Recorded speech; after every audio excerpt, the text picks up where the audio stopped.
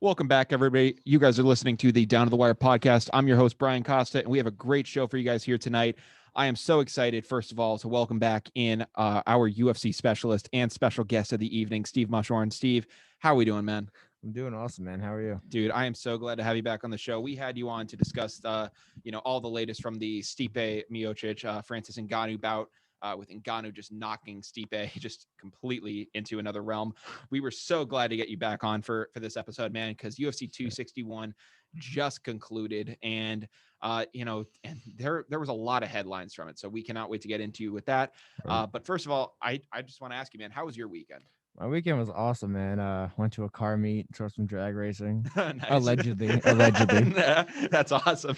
But yeah, it was pretty fun. How about you, man? Dude, it was amazing. So I was mentioning it to you before the show. I managed to get the privilege of going to of like enjoying kind of all the amenities that the spring weekend kind of brought for me. I was able to go to the spring concert. They had Bryce Vine out there, and man, that concert was actually incredible. So I mean, you went originally, and everyone was like in their little pods, kind of doing their Right. own little thing, and Bryce Vine has like I'd say about 3 to 4 like key songs that pretty much almost anybody, like a lot of fans, like, or at least in this age demographic, would probably know. Right. And that'd probably be like Sour Patch Kids, La La Land, Drew Barrymore, a couple songs like that. And like but with any artist, they're gonna hold those songs to the ends for like a grand finale, like a fireworks Of course. like a fireworks display. So he comes out and he does some other good songs, like he has some other hits that are pretty good too, so he was doing some of those. And he was really just hitting the ball. And everyone is just like aching on, like, and they're just like, come on, man, let's get to the stuff that like everyone's going to be going nuts for. And eventually Right. he literally just says, all right, guys, this is my last song. And everyone's just like, you haven't sung any of those songs yet. But he did say, hey, I'm gonna like sing that, I'm gonna sing one of those three that like you guys know. All right. Word. And he starts singing, and he says to everybody, hey, why don't you guys come a little closer for this one? Now I know SPB and everybody was trying to do their best with like all the COVID thing, but as soon as he said that, man, literally 500 people at once take off in a sprint towards the stage. You see the security guards were there with their hands up trying to block people that they were all saying, get back. And everyone just ran straight past him and were going nuts at the stage. And it was frankly a mosh pit. It was amazing. And That's it awesome. was frankly the most normal I think anyone's probably felt since the pandemic, at least the people that were there. It was so freaking cool. So he does that, and then he leaves, and everyone's just like, well, you didn't sing like those 2 or 3 other songs. And like everyone, and like the security guards are then starting to like clear people out, like the stage actually goes dark, Right. like him and the band, they all leave the stage. And like as people are leaving, then you just hear cheers from the 50 or so people that kind of stuck around, and he runs back on stage and does those two other three songs. The mosh pit continues. And Awesome. dude, I was literally like within distance of like dapping him up. It was like, That's it awesome. was so freaking cool. I mean, like, it was an amazing experience, man. I was not expecting it to be that kind of a concert. I was just expecting it to kind of be like, oh, like you're kind of out on a hill or something like that, and you're kind of just like listening to the live music go Right. by.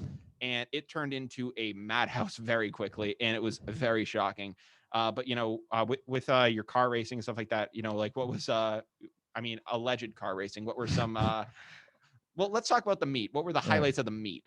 So, we were going around Boston and Oh yeah. this meet kept like being changed the location. So we Oh get to yeah. one location, people would show off a little bit, and then people start heading out. So eventually got to this one spot that may or may not have been like in like this industrial park. Yeah. And it was just a big straight strip.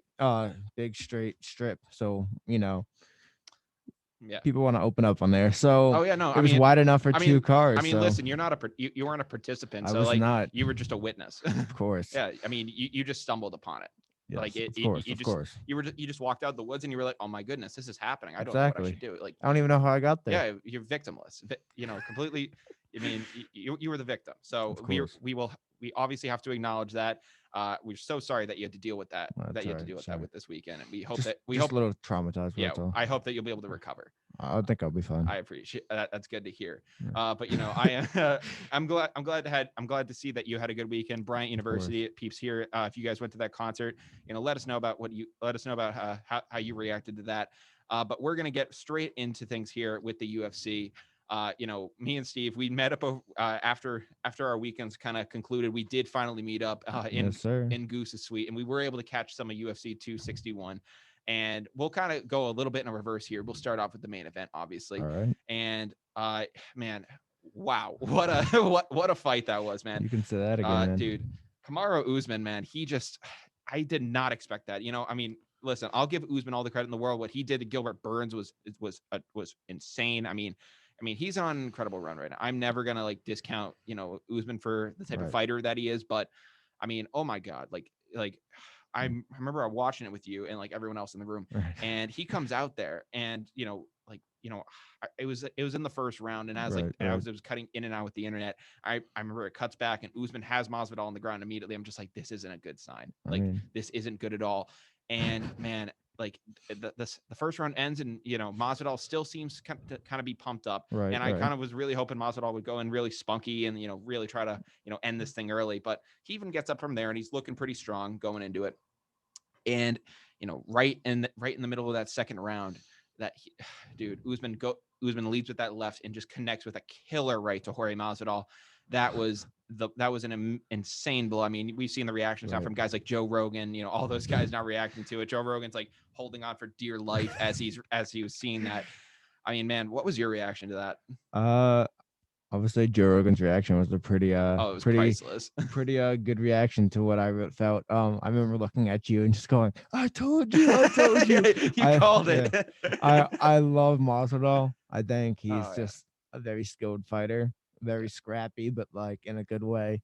But Usman's just, he's another animal. Usman is on another level, man. As much as I respect Masvidal and I like the guy, I saw this happening. I was like, these are two guys that could definitely, if they wanted to, make this fight go to distance, they could definitely, or they could have a first round knockout. So I was not surprised that the fight was won by a knockout. And honestly, I was leaning towards Usman more, as I told you. So no, I was pretty happy with the results. I don't know about you. No, I mean, they call him the Nigerian Nightmare for a reason. He is a force out there in the octagon, and I mean, he was just wrecking it for Masvidal. I mean, that punch was just insane, man. I mean, and Usman is such an interesting fighter to me. Like the amount of he's just so balanced, with everything he does. Like his leg kicks, it doesn't look like even when he does like a kick and just snaps that off, it doesn't look like he's off balance at all. Like it never looks like he's in an uncomfortable situation.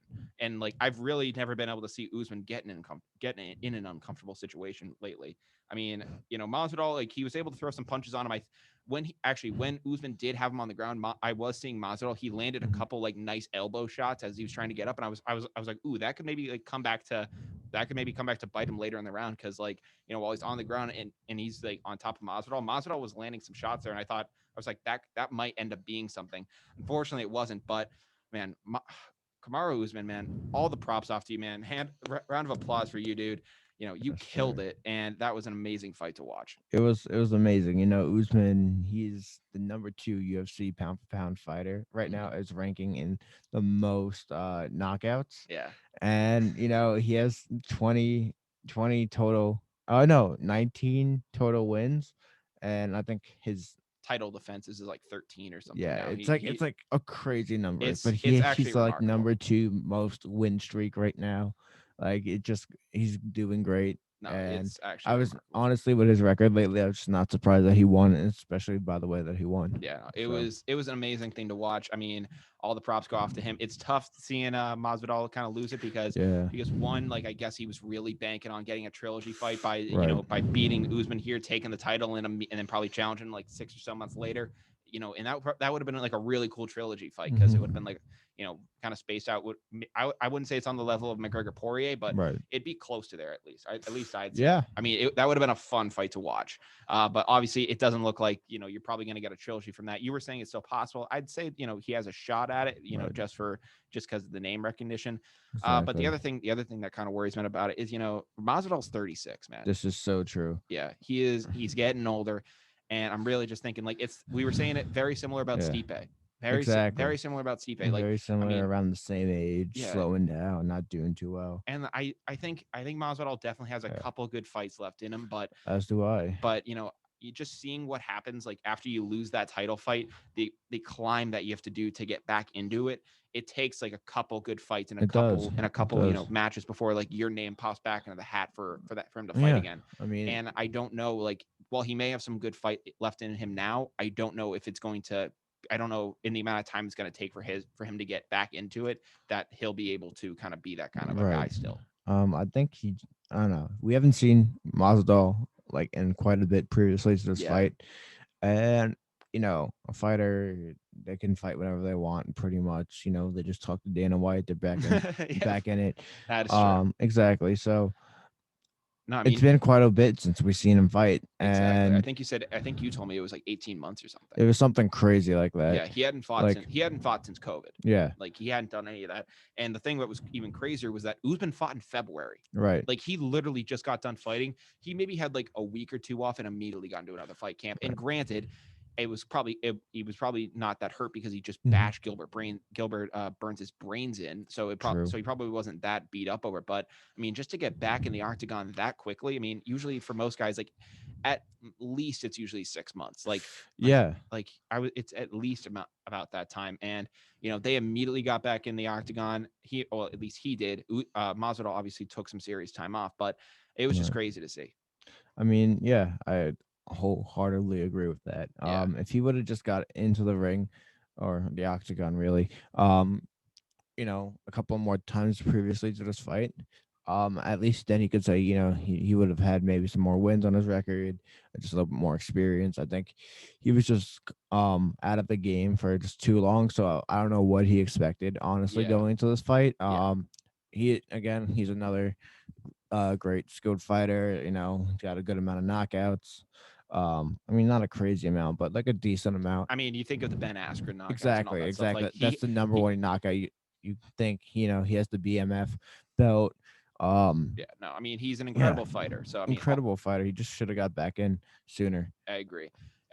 Just in general, before we do get on to the next segment, like, what were your thoughts on just saying like the stadium in Jacksonville packed like that?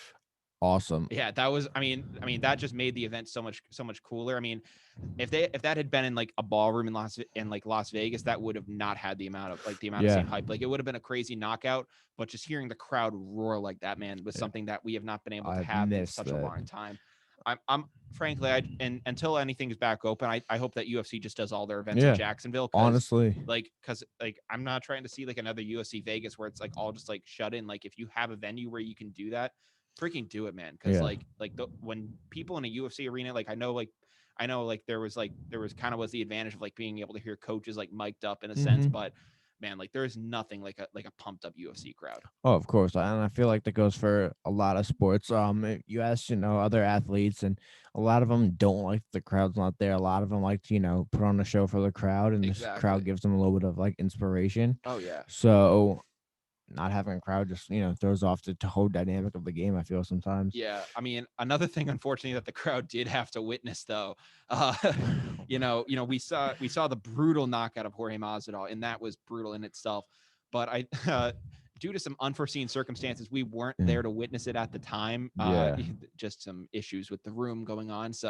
yeah. We won't talk about that. Yeah, I don't Uh, wanna talk about we won't that. talk about that. Allegedly, Uh, allegedly. Allegedly, everything was alleged. Of course. But so there was some. Let's just say there was some electricity issues with the room. Yeah, Let's yeah, just say that. Yeah, just throw something out there. yeah. But Chris Weidman, man, holy crap, that was insane. 14 seconds in to his fight against Uriah Hall. For Right. anyone who didn't see it, I mean, I don't know how big of like an all around sports fan you are. I don't know if you know about like the Kevin Ware injury back with Louisville so he was a Louisville basketball player who, remember, he jumped up for a ball in like 2013. He came down like his bone was like sticking out of his leg. I remember that. I You think remember like seeing like the news headlines for Exactly. that. Yeah. Exactly. You think of Gordon Hayward in his debut with the Celtics when he went up for a lob from Kyrie Irving and came down and snapped his leg. I'd say this injury is about on that level, if not worse than a couple Yeah. of those. Chris Weidman throws a kick into Uriah Hall. Uriah Hall blocks the kick, and Weidman's foot literally wraps around Hall's leg, and it was one of the most brutal breaks I think I've ever seen. Yeah, it was very crazy. And then if that didn't make it worse, the shins connected. Oh yeah. Weidman's shin snapped, and then he goes back to step on it Oh and yeah, just falls. yeah. Oh, and No, you see the leg, not to be like too gross, but you see his leg just give. Yeah, go in a full 90 plus oh, it degrees, and it was just, was. oh my god. I mean, I heard that it was a bad break, but I was like, oh my God. Like, Yeah, so like, I mean, he was full of so much adrenaline when he threw the kick. That isn't when he realized it. It was when yeah. he, it was when, When it he was stepped back, when he yeah, went to go put which pressure is on it, and crazy. it did not, and it didn't Yeah, hold. And immediately he just knew like, this is terrible. right. You were kind of telling me that like you had, you kind of had alluded to, we were talking about another UFC fighter, Right. Jared Flash Gordon. You were talking about him, but you also had mentioned that you had gone to like you had gone like the same gym, or at least, been at similar events with Chris Weidman. Yeah, so the same event that I met Jared Flash Gordon at, Chris Weidman was there. I didn't get to talk to him that much. I don't think he was there the entire event. Yeah. He might have been. I just might have not seen him. Um, didn't get to talk to him too much, but I knew who he was. Just following UFC and him being another guy from New York. So, but yeah, but then he also has a wrestling gym, Law MMA out of Long Island, New York. So the wrestling team has gone there various times, individually and as a team together. So back in high school, so we got to know him a few times. One of our coaches has photos, at just seeing him in public, and That's awesome. yeah, so it hurts my heart to see, such a talented fighter out of New York, Yeah. get injured like I this. mean, that was a brutal injury, man. I mean, I wish Chris Weidman the best.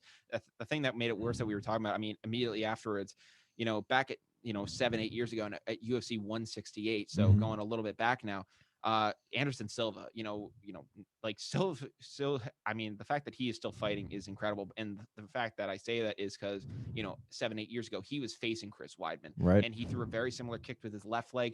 The exact same injury happened, like on his left Yeah. leg, and Chris Weidman was the guy that blocked it. And just the fact that like that it came for Chris Weidman now 7 years later, it is the worst turn of fate I think I've ever seen. Anderson, Yeah. I mean, like it was just so brutal to. I mean, just seeing that. I mean, I remember the Silva injury like very briefly, but like Hmm. now just seeing it with the Weidman injury now in comparison, it's now just like it's just made that whole situation It, so much it is worse. such a weird coincidence. Yeah, I mean, I saw Silva did like tweet out or at Right. least made a statement to Weidman. It was like, hey man, like I wish you the best. Like you're gonna get through this. Right. But man, that was a terrible injury. Yeah. I mean, I don't know if you've been following Chris Weidman on any of his social medias. I know I follow his Instagram like pretty religiously. And Yeah, especially with him, being injured now, he has so much time to himself. He's uploading like every like half an hour. really. Yeah, and he's just, been bedridden. Um it's gonna take him a while to get back. Yeah.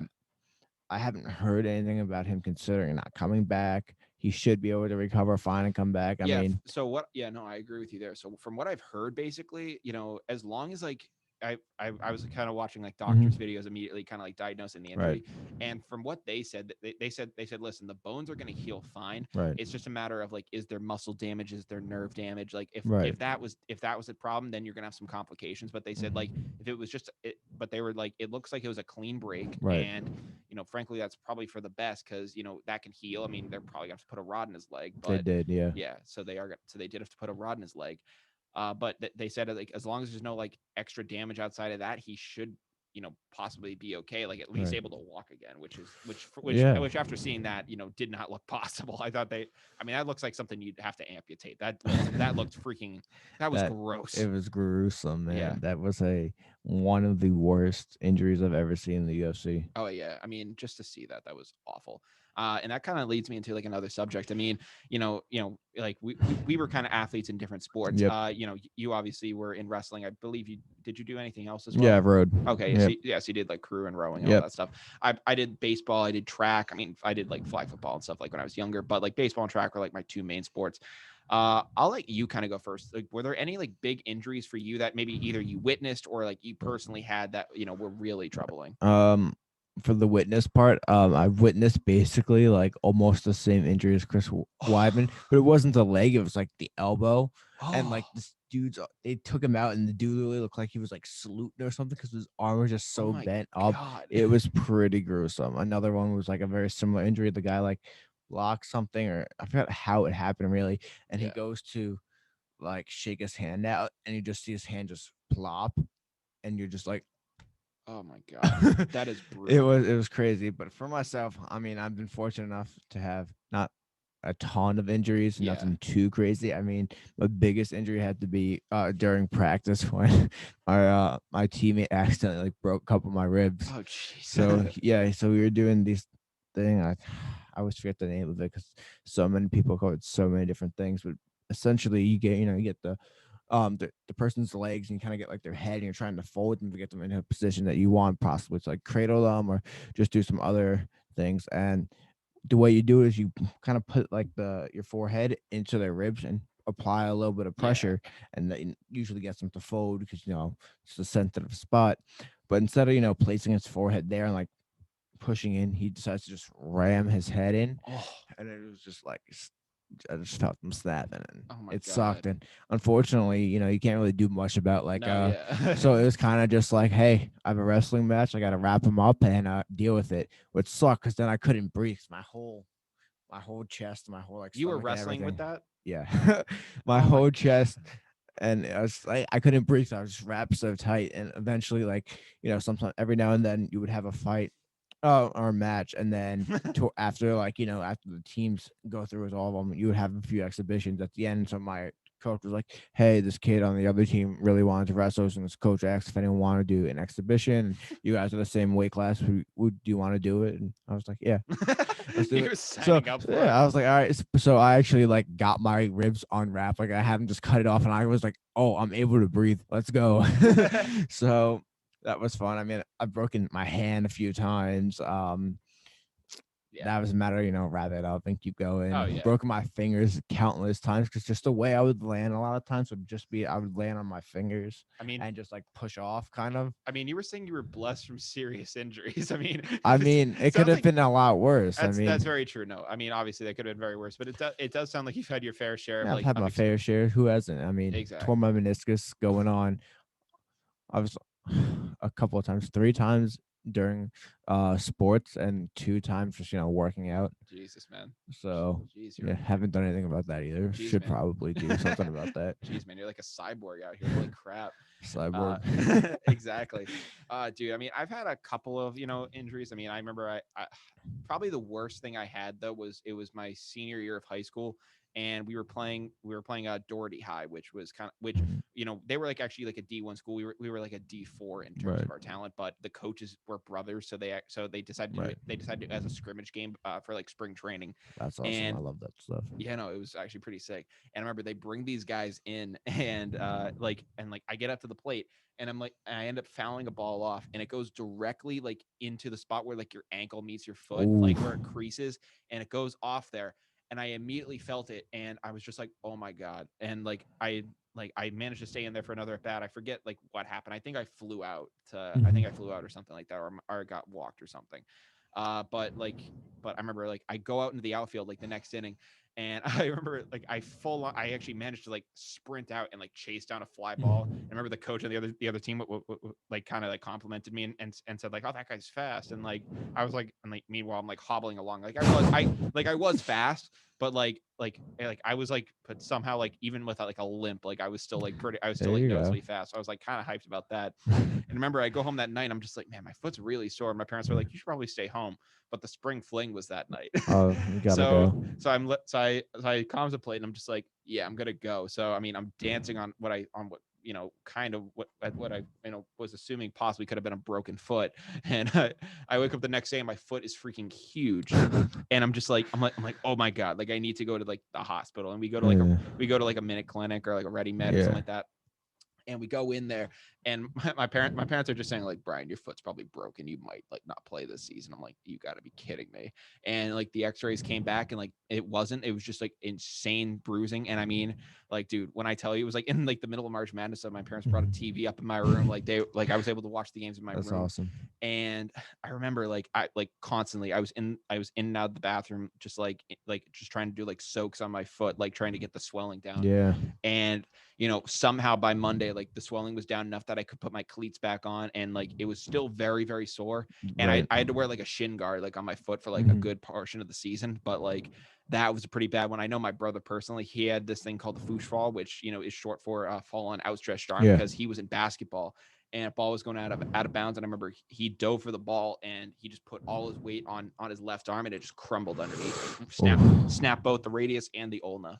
Yeah, I went similar injury. Went snowboarding and just fell backwards, and same thing pretty much, just shattered my wrist. Oh, that is Yeah. awful, man. Yeah, no, I've witnessed my fair share, and I've had a I'd say I've had it somewhat lucky. I remember I did have a pulled groin one time, and I thought it was like I thought it was like just like I just hadn't stretched it out enough. Like, you know, when you don't stretch a muscle, and it's like, oh, you got to stretch it to kind of get it into gear. I remember I'm stretching this thing. I'm just like, why is it hurting worse? And immediately I'm like, wait, I don't think this is like a muscle I need to stretch. I think this is like a pull. and I made it like so much worse than it should have been. Yeah. And I mean, hey, what doesn't kill you makes you stronger, you know? exactly, man. You know, as long as we're all healthy now, Yeah. that's all that matters. Exactly. But you know, some other UFC things that I wanted to talk with you about is, you were kind of worrisome about this. So, it's really blanking on my mind now. Who used to be the like the current thing of making uniforms for UFC? Reebok. Yeah. So Reebok. So Reebok was, most recently the maker of uniforms for the UFC. Right. And before that, you had kind of mentioned to me that Venum was, the original brand that kind of made the shorts. And I think so. yeah, well, I don't want to quote that, but I think so. I think you were right, because I kind of remember seeing some Venom stuff, and you were kind of worried about it because, back then a bunch of like the Venom shorts and stuff like that, they were covered in advertisements and they didn't look that appealing.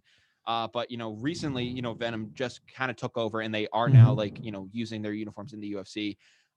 There are no ads there. They actually look pretty clean. What do you think about it? I think they look great. Like, yeah, they stuck to a very similar design as the UFC ones, but kind of just added like their own flair to it. yeah. And I think they came out great. They got like a lot of like their greens are really cool. Oh, yeah. The reds are really cool. The reds on Masvidal look awesome. They look great. I like them. Yeah, I was like you said, I was super concerned. I thought they're gonna just be like ugly and stuff, because I've seen other like Venom gear for various like sports, and it was never very appealing to me. But the fight kits out there releasing to the fighters are just insane. I like them a lot. And, yeah. No. I can't complain. I really can't complain. I think they're actually pretty sick. I agree. I mean, I was kind of worried because of that too, with all the advertisements. And I mean, you're seeing them on just like on like, like NBA uniforms and stuff right now, and even like all those other uniforms. And I'm like, man, like if you could just keep that out of UFC a little bit longer. You have the ads on the canvas. Just keep it there and we'll be good. And man, I agree. They look really nice.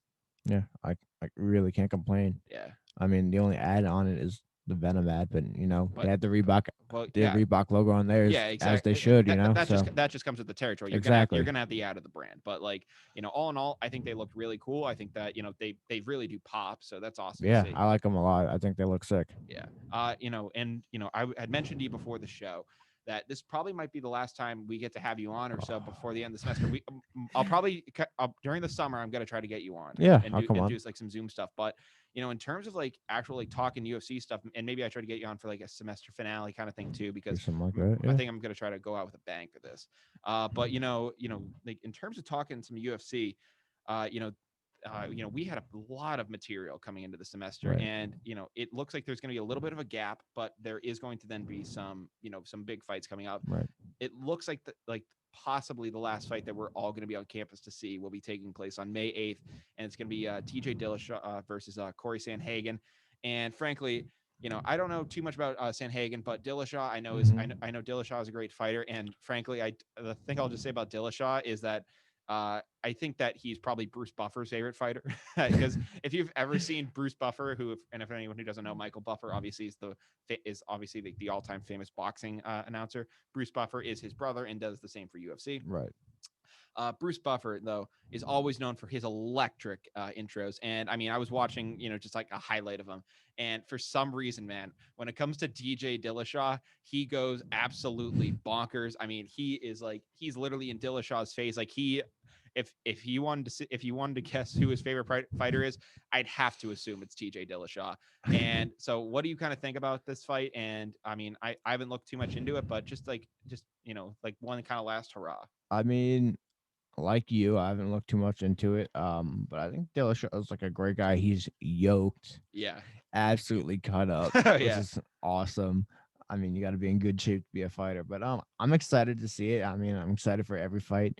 Um, but yeah, he always gives out a good performance, so I'm not too worried about if this fight's gonna be like a good or bad fight or whether or not it'll be a fight that I actually want to watch. I'm pretty excited to watch it. So I mean, I think exactly. I think it's It'll gonna be a great fight. exactly. I mean, it'll be a Saturday night. We'll be all having a good time. Exactly. It'll be a good. Just to have that type of a thing on in the background will be great to see.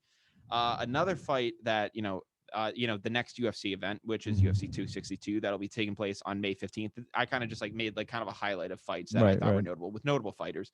And that is going to be Charles Oliveira versus Michael Chandler. I think you had mentioned stuff about Charles Oliveira to me Yep. before. Was it that Gordon had faced him before? Gordon. Yep. So Gordon had faced him, and he was supposed to be like, without a doubt, win that fight. Yeah. Oliveira just, he won. And since then, he's just been climbing the ladder at Yeah, no. UFC. He is insane.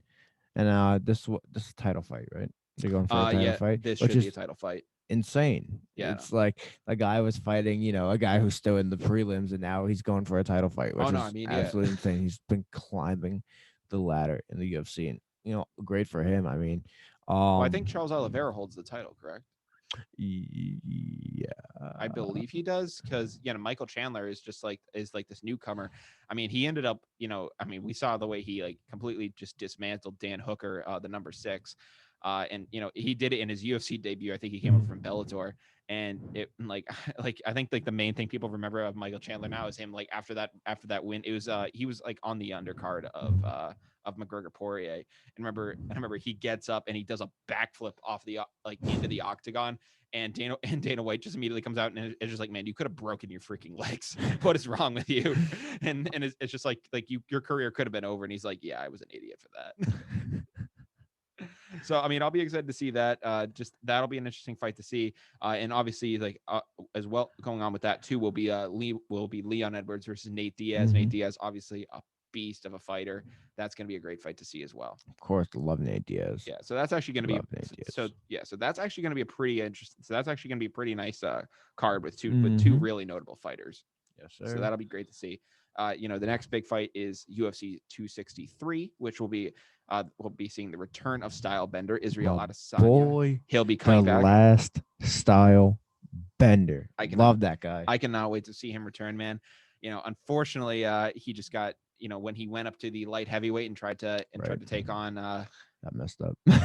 He got messed up big time, and that was his first loss. Yeah, I was gonna say that's his first loss, and was it by knockout? Forget. I don't think it was by knockout, but I know he got messed up in that fight. He did get messed up in that fight. If it wasn't a knockout, it was close to it. Let's just say that. Yeah, no, I mean he completely killed him in that fight. I'm excited to see how. He was trying to become a double champ, so right. I mean, I give him all the respect in the world for that. He put his record on the line to go for that title. He could have stayed down and just said, "Screw it, I'm gonna live here." But he wanted to go for the big one. And the thing that killed him in that fight, and when he went up to light heavyweight, was the fact that like he really didn't add too much more. He didn't really add too much muscle, even though he could have. Yeah. He was like the lightest light heavyweight ever, like I think ever to enter, maybe like the second lightest. Yeah. And he did it because he thought like he was going to lose some speed. Where frankly, right. I think if you had a little extra muscle on you, it would have made the difference. But he decided against it, right. And he kind of paid for the price for it there. But he's back down in I believe it's middleweight. I'm not too sure. I'm not too sure about his weight, to be completely honest. Yeah, I know me neither. It's like it's within that range, but he came back down to his normal weight, and he's gonna be facing Marvin Vettori. Marvin, I'm sorry, man, I just do not know who you are. I don't know if you know him. I can't remember. I do not know Marvin Vettori. I am so sorry, dude, but I just do not know you. I mean, frankly, I'm just excited to see Israel Adesanya do his thing. That's gonna be awesome to see, though. Let's see. I'll pull a Jamie and look him up. Oh yeah. All right, Jamie, look that up for me. Dude. Yeah, I mean, he is what? He's ranked number 3 middleweight. Okay, so it's respectable, yeah. 27 years old. Okay. 6 foot. Fights out of Italy. Okay, yeah. I mean, you're facing Adesanya. I don't know how tall. The Italian Dream. That's his nickname. The Italian Dream. The Italian Dream. I don't know. Now I kind of want this guy to win the Italian. Yeah, Dream. I feel like you could. You'd probably be the guy to want that. Yeah. Dude, that's. Hopefully, he comes out with some gabagoo. God damn it. Gabagoo. Oh, jeez. But that kind of concludes what we had for UFC 263, and obviously the big fight that is going to come up in the UFC that everyone is talking about The man, the is myth, the legend, yeah, the notorious Conor McGregor. exactly. UFC 264 will be McGregor Poirier 3, the trilogy, frankly. And that's the weird thing about the trilogy, dude. Here's the thing.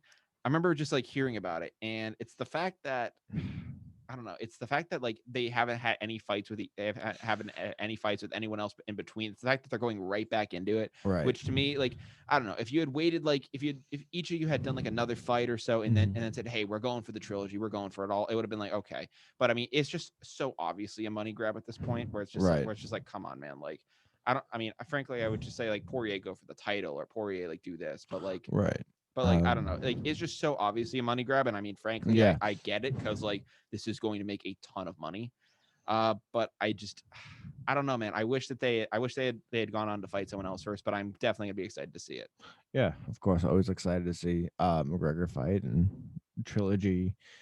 This is the final one. They 1-1. Who's gonna win? You know. Exactly. So I don't. You can't do like five more of these. no, and this got to be the last one. If Yeah. this goes on to 4, I We're, don't we're, even know at that point. it's like the Cleveland Cavaliers Golden State Warriors finals. Yeah. It's like, man, this is just getting repetitive. We're still Exactly. doing this. Exactly. So Uh, let's just hope it's a good fight. Let's see if he can put up. Let's see if Poirier can put McGregor to sleep again. As dude. much as I love McGregor, let's see it. Yeah, man. Dude, what do you think, man? Like, do you think McGregor has anything left? I would like to think that he does. Honestly, I hope, man. I hope that McGregor can come out and stun everybody and like knock Poirier out. But man, I gotta be skeptical, man. I mean, I originally said that he hadn't been the same since Floyd Mayweather, agreed. I think I hadn't really watched the Cowboy fight, and I didn't realize that was in 2020. I thought that was Right. like more back like in 2019. Frankly, it was the start of 2020. But Mhm. so he has so I mean like as of like maybe like as of maybe just over a year ago, he was Right. looking electric against Cowboy. I mean, what he Right. did I against him mean, was insane.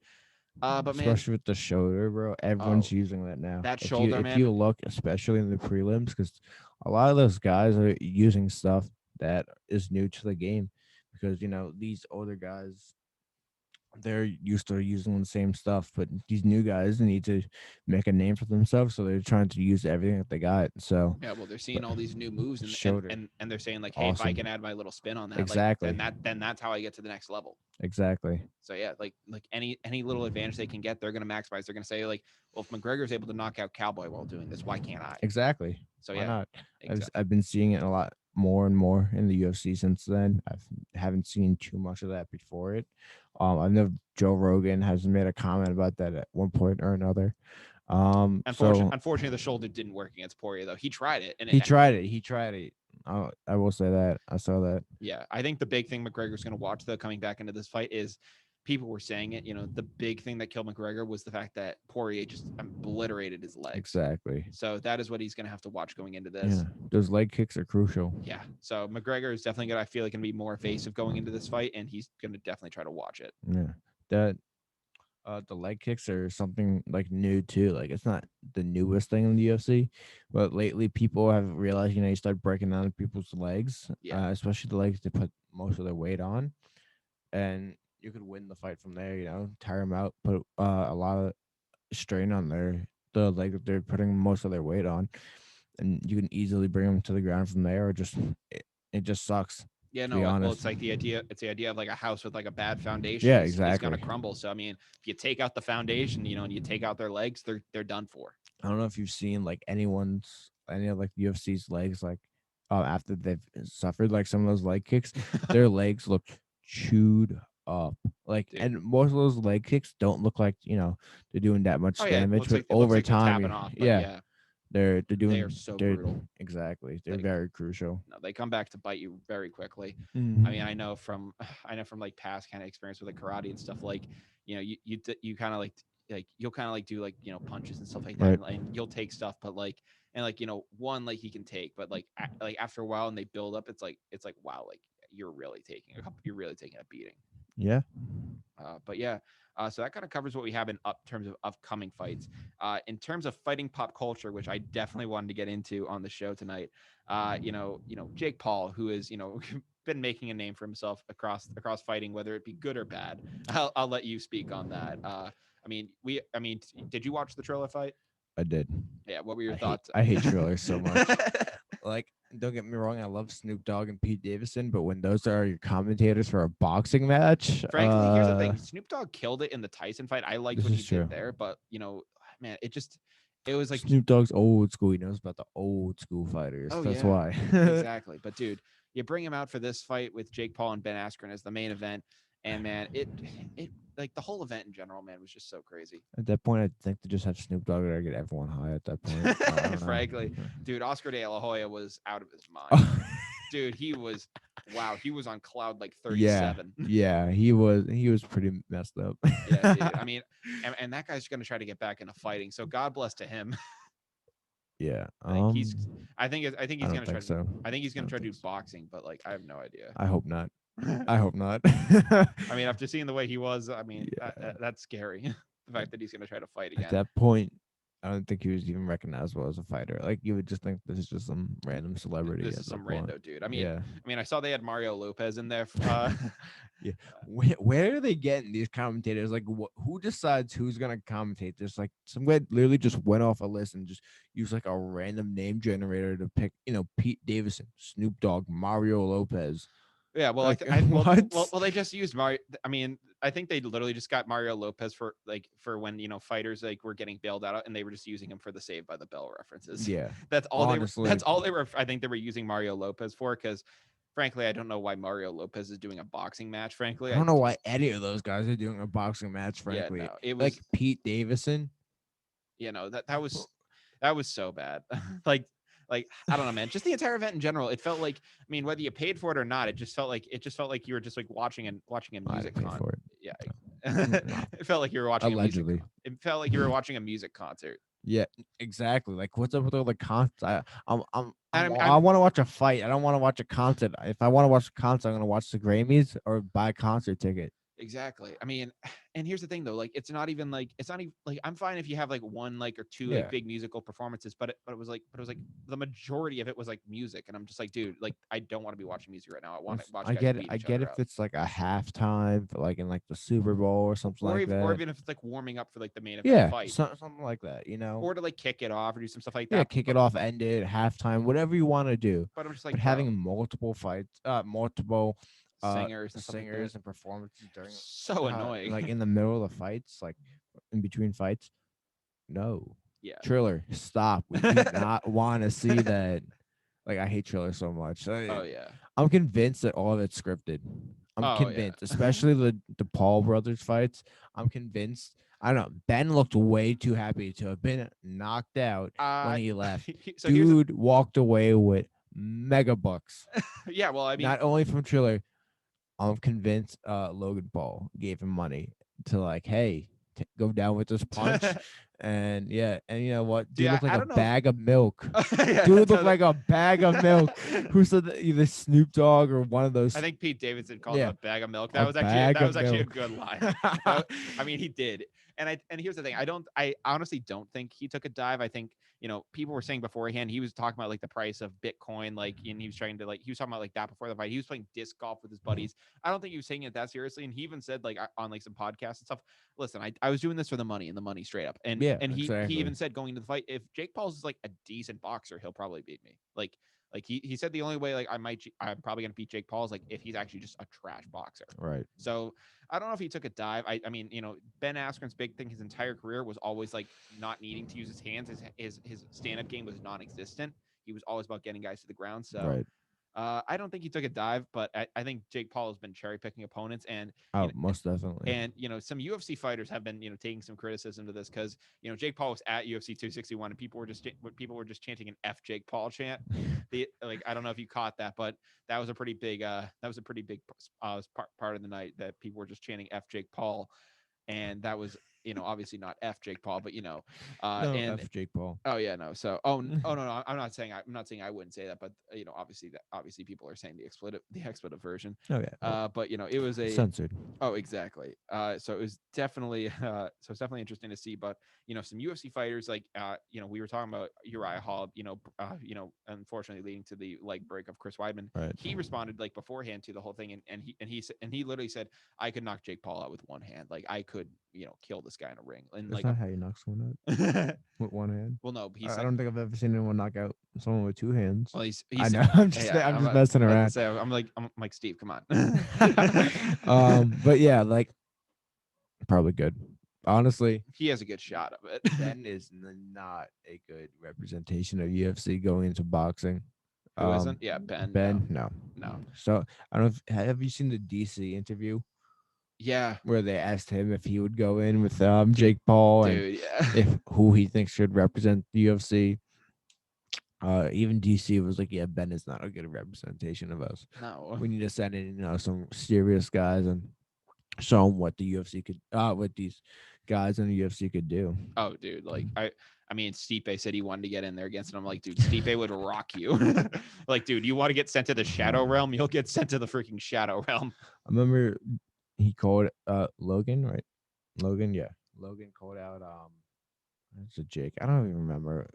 I don't care about them that much. They're fighting out. They're calling out everyone at this point. I mean, and if you want to, if you really, they called out like McGregor or whatever. Oh yeah, no. Jake wants to fight McGregor. He said he'd like fight him for like $1 million. McGregor's like, I'm not fighting you. You're like, you're a lunatic. Exactly. I mean, and it's even worse. I mean, at least Jake. I kind of want to see it. Like, here's the thing. I mean, well, whether you want to credit the Jake Paul stuff or not, I mean, he at least has like knocked people out. Again, whether you want to call it legitimate or not, he's at least done it. Logan Paul, on the other hand, has had two fights. One was an amateur bout against KSI where they were wearing helmets. The gloves weren't really legit. And then they did have a professional bout. In the amateur bout, it was a draw. And then in the professional bout, Logan Paul did lose, but apparently if he had not done an illegal like punch while KSI was on the ground, he wouldn't have lost 2 points and he actually would have won the fight. So a lot of people are saying that, but Logan Paul technically doesn't have a win on his docket even with that, but he's still going to be eligible to fight Floyd Mayweather on June 6th. I give Logan more credit than I'll give Jake. I'll say that. Yeah, Logan's done a better job of making himself more likable, even even after that whole. I mean, I feel like it flips, frankly. I mean, Logan definitely has a lead for the most likable Paul brother right now, and it's going to take a lot for him for that to switch back. But I mean, dude, when he opened up 2018 with the Japanese forest, that was a pretty. I mean, that made him look pretty bad. I mean, I remember I was like Logan, like, dude, what are you doing? But I mean, he flipped himself around. He's like a podcaster now. But come on down to the wire. Oh, exactly. Let's get him on, dude. Yeah, right here, right next to me. A little impulsive down to the wire combo. Love to see it. But he's gonna be fighting Floyd Mayweather on June 6th. I believe it's happening in like Miami. Man, this is going to be a crazy fight to witness. I mean, frankly, this is an exhibition. I mean, hell, like Floyd could throw the fight and just say like, "Hey, it's my first loss," and but do that. But I have no reason why he wouldn't. Money Mayweather definitely put in his name to use. I mean, if he has to fight Logan Paul, dude, the bills must be racking up or something from Money Mayweather. I mean, listen, I think Floyd, if he still hasn't. I mean, frankly, Floyd is the greatest defensive fighter of all time. I think that if he comes into it, I mean, did you see like what he did against that guy Tension? I can't remember his name, but like back in like 2018 going into 2019, he fought like this fighter out of like I think Japan or China, and like it was like apparently he was like supposed to be like this kickboxing like star, and Floyd comes in and he knocks him out in like 90 seconds. And so so at his age, Floyd could still do that. And frankly, I mean. Logan does have the height advantage over him, and Logan is allowed to be 30 pounds heavier than him in this fight. So Floyd has to be 160, Logan has to be 190, and that's because of height, I guess. Really, 30-pound difference? Yeah, 30-pound difference. And I guess it's because Logan is like 6'4", 6 something. I think Jake Paul's like going by like BMI or something like that. They have to be. That's how they have to be doing it. I think that's the only way I could think. Because I think Floyd's like what, like 5'7", 5'8". Jamie looked that up. Sure. He's like around. Oh yeah. Look that shit up. Yeah, sure. Let's see. Floyd Mayweather. Yeah, and then I feel like Logan's will show up right next to it. Yeah. because I think Floyd Mayweather's like 5'7", 5'8", and then Logan is like Let's see. 6'4" or 6'3", I believe. Yeah, he's like 5'8", so it's around like my height. He was like 150 pounds. Yeah. What I weighed in high school. Yeah. And then, and then yeah, I think Logan's like 6'4" or something like that. Something. He's pretty tall. I'll give him No, that. so yeah, so I mean, I guess it's based on BMI, and that'll be interesting for Floyd to Yeah, do. he's 6'2". Oh, 6'2". I thought he was much taller than that, but okay. But I mean, that will be interesting to see how Logan deals with that, or at least how Floyd deals with that. Because, I mean, Mayweather's like the same height as Floyd. He's like 5'8". I don't really remember like how Floyd did against like like taller opponents in the past. I really don't know how he did against those type of guys. I mean, obviously he's 50-0 for a reason. Right. So I mean, and he's only technically been knocked down once. So I'd say he's done fine, to say the least. But definitely interesting. I think Floyd, frankly, as long as the fight isn't being thrown, I think Floyd will kill him. But will definitely be an interesting fight to watch. Yeah. Agreed. Yeah. And finally, before we do go down to the wire tonight, I did want to talk about some, pop culture type stuff. In the spirit of fighting, I figured it would be appropriate to talk about the new Mortal Kombat movie, which came out, just very recently. It came out in theaters and HBO Max. I watched it on HBO Max with my roommates this weekend. And Steve, I know you said you unfortunately weren't able to see it. Frankly, I think that was for the best. I will say I will say the least with that.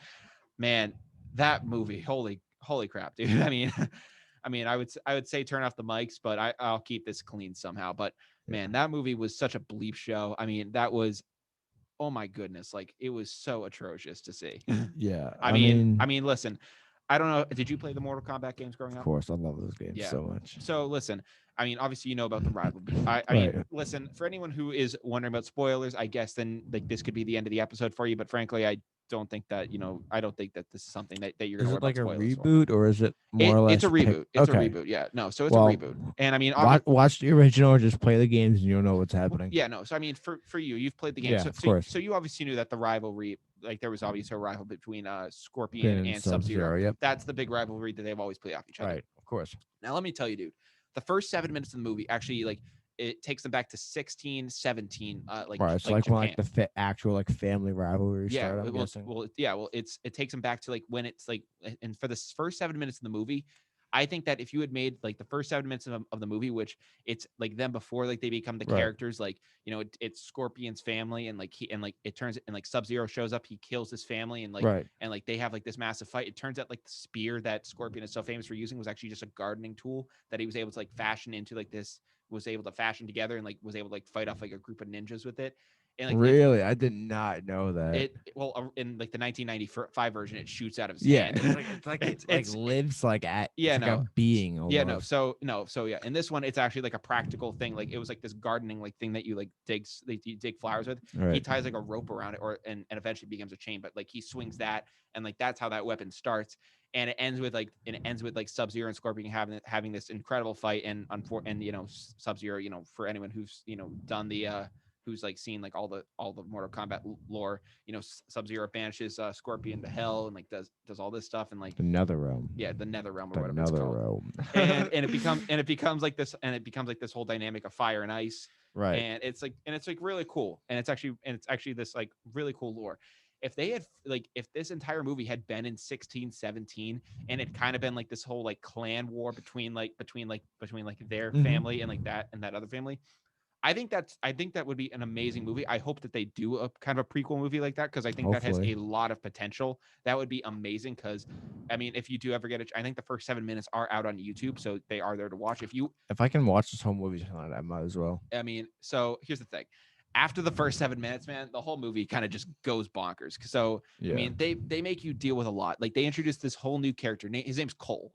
his name's just Cole. And is he in any of the games? Do you know? No, he's not. They introduce him for the point of this movie. And look out for that DLC, Yeah, exactly. No, he'll be in the next game, that's for sure. But like the entire movie, man, it's based around the idea of like I guess like to have the powers in Mortal Kombat. You have this birthmark or this tattoo that when you kill someone who has it, then transfers onto you. And it's like kind of like a Mark of Cain type of situation, essentially. And frankly, like there were some solid parts in the movies. Like listen, like the fatalities, very well. There's a fatality with yeah, I forget who's the dude that's able to like spin the hat, but Oh, it's not but Raiden. It's the other guy. yeah, it's that dude. Always forget his name. But he has an amazing fatality in the movie. There were some great fatalities, and frankly, like those like the action, the kills in the movie were amazing. But you know, and I know no one's watching a Mortal Kombat movie for the plot. I get that, but you know, the amount of leaps that they ask you to make are incredible. Right. like I mean, like for anyone who knows Jax, he's the guy with the yeah, big metal arms. big metal arms. Yeah, so like they like it starts off the movie like after he gets his arms like amputated, like he's there with regular like little metal arms, and he's trying to do stuff, and all of a sudden like he finds his power and he literally just grows metal arms. You're joking. No, it's I really have to watch this movie now. he just like focuses in, and his arms just and he literally just grows metal out of his arms, and then he just goes and he smashes some dude's head. And it's like, what? What? Yeah, dude. Actually, and I then, have to see this movie now. Again, like there are some interesting things, like the way they did Kano was actually really cool. Oh, he's in this one. Yeah, Kano's in this one, and he's actually really cool. You know, and like obviously he turns bad. There's like that whole turn with him. But they did him very well. And the thing about Mortal Kombat, dude, is that it's like I guess like trying to introduce your powers. For the Cole guy and for Kano, it takes them like a couple tries of like failing and doing stuff like that for them to like earn their powers and like for them to kind of like, you know, show like what they're made of and do all that stuff. Like what am I saying? Kano's in the other one too. What am I saying? No, so like it takes time. It like takes time for like it to show out. And like, but then when it comes to Sonya Blade, she goes over, she ends up killing a guy. She gets the mark, and then she shows up in another fight scene, and she's immediately like shooting laser beams out of her arms. And it's like, you didn't have to work for anything. Yeah. And it's like, you didn't have to work for anything. Does she have like powers now? I mean, I guess like didn't her powers originally just used to be that she was like a good shot? Like, I thought she was just like, you know, tactical. Yeah, like a Johnny Cage type of guy. Yeah. Yeah, no, like in this one, she literally comes out, she's like shooting pink lasers out of her hands. And yeah, I don't know about the other movies, but I know in the game Johnny Cage has like some powers. It's like really weird. Yeah. It's like he's like but it's more like a martial artist. Oh no, he's a martial artist. Kind of like Bruce Lee. He's like martial artist, but then like did like movies and stuff. But then I remember like in like the games he had like powers too or whatever. It's like green, whatever. Oh, I did not know. It's very But yeah, so Sonya Blade, like, weird, I mean, like she comes out, she's just shooting like pink laser beams out of her arms. And it's like 2 seconds after like she gets like this quote unquote like mark that like gives you the powers, and she's doing this, and it's like you didn't have to work for anything. And it's like she's immediately doing it. I was like, oh my God, like this is insanity. And it was a trip of a movie. I mean, the amount of leaps that they ask you to make is insane. I'm pretty glad that I probably didn't end up going to see this in movie theaters, and everyone who was with me kind of agrees. It's free on HBO Max, so if you do want to watch it there, it is free for you guys to watch. But I think it's officially time to say that we are down the wire. It is currently 7:57 for the people on Spotify. That doesn't matter too much, but that means we're going to go through everything we talk about this in this hour, and we will let you guys get we'll let you guys enjoy this Wednesday night. We obviously started things off talking about our weekends. You know, we were doing, Steve, you enjoyed a nice weekend of unfortunately coming across a car race that you had no involvement with. Nothing. And I was able to enjoy a Bryce Vine concert that was very entertaining. Did I participate in a giant crowd? Allegedly. Allegedly. But you know, and then we finally got into UFC, which we talked about Kamaru Usman knocking out Jorge Masvidal with a single punch, brutal knockout on that end. We talked about Chris Weidman's leg snapping 14 seconds into his bout with Uriah Hall. We talked about we also talked about some of our worst sports injuries, as well as our thoughts on the new Venum uniforms. Yes, we discussed notable upcoming fights in the UFC, such as TJ Dillashaw, Charles Oliveira versus Michael Chandler, Israel Adesanya versus Marvin Vettori, and McGregor Poirier 3. In fighting pop culture, we talked about UFC fighters slamming Jake Paul, such as Uriah Hall saying he can knock him out with one hand. Mm-hmm. We talked about Logan Paul versus Floyd Mayweather, and we discussed our thoughts on the new Mortal Kombat movie. If you haven't followed Down to the Wire yet, you can follow us on Spotify, Instagram, Facebook. Mainly listen, Instagram, YouTube as well. Instagram is the main hub you can follow us at. It is at down.tothewire. Again, at down.tothewire. You can obviously we're listening you on radio right now. You guys are listening to WJMF 88.7 HD2 Smithville, Providence, or you're listening online via stream at WJMFradio.com if you're listening in live. Steve, man, thank you so much for coming to the studio again. It is a pleasure to have you on to talk some UFC. Love doing it. We'll be back to kind of do like a main, like all around sports coverage next week. We'll be, I might even pop on a live stream tomorrow if the Pats don't end up trading out of their draft pick and cover that in live time. We'll have to see what ends up happening there, just depending on how things go. From the Koffler Center at Bryant University, I'm Brian Costa. I'm Steve Mushorn. And we hope you guys have an amazing day. Take care, you guys. Take care, guys.